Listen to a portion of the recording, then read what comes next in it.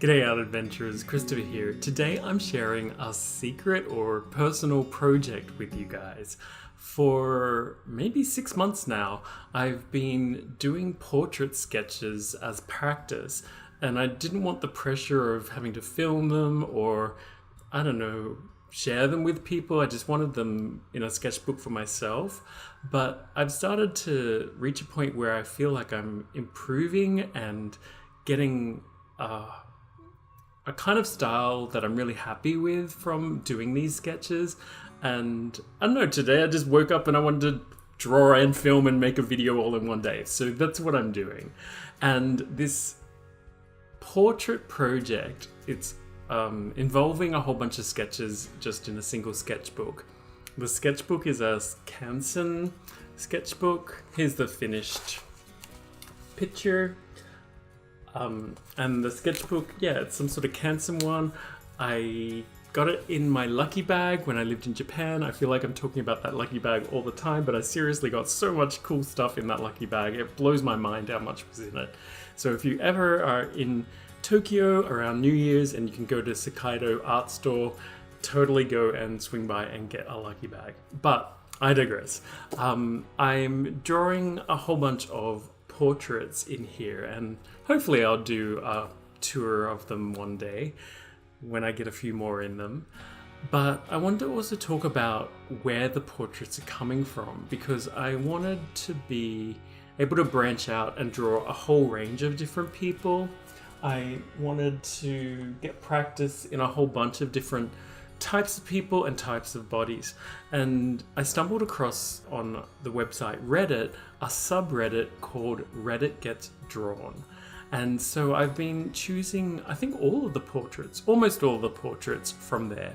Today's is from someone who posted a photograph today. Her username is kayasphotographs, so thank you so much. I think that's her name. I'll put it up so you can see. Thank you so much, kayasphotographs, for letting me draw you. Your photo is beautiful, and I'm not doing it justice because I'm drawing and sketching this quite quickly. The sketch I did in less than 20 minutes, the coloring I did in about 40 minutes. So in total, the whole thing I did in less than an hour, but particularly the sketch was quite quickly, and I wanted to diverge a little bit from the reference photo in terms of accuracy because I wanted to play with the style a little bit. I, in particular, wanted to focus on angles rather than curves. So there's lots of straight edges for this portrait. And I also wanted to focus on light. The reference photo does do a great job of providing an interesting spectrum of light to play with, but I really wanted to punch that up a little bit more. And I guess color a little bit as well.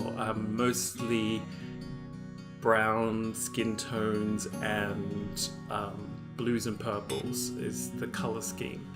And so, yeah, I got to play with my copics for the first time in ages. I'm always hesitant to use my copics unless it's for a really important piece or a big piece that's going to be really special, because they're just so expensive and they run out of ink and then you have to buy more ink and blah, blah, blah, blah, blah. But it's also so weird, right? Because you want to use the art supplies that you have. It's that whole crippling thing of working with really expensive art supplies. Personally, I think you can do great without copics. In fact, the background I did almost entirely without copics. I used my TouchFive markers for that. But it is so nice to use the brush marker for fine details that the copic has, the brush on the copic, and to also be able to blend really smoothly, and it's just a much nicer experience. But man, it's like 10 times the price. So, you know, for like 8 or 10 copics, you could buy like a whole set of like 120 Touch New markers. So if you can't afford copics, cheaper alternatives are just as good. Anyway, that's pretty much it for this sketch. Hopefully do a sketchbook tour sometime soon. Thank you so much for watching. Take care.